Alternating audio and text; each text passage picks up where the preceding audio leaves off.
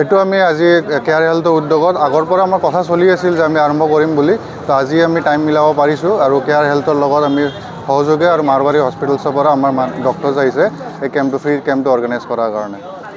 এতিয়ালৈকে আমাৰ বৰ্তমান 60-70 হৈছে আৰু আমাৰ টাৰ্গেট 100-150লৈকে আছে যে 150জনমান আমি দেখাম বুলি।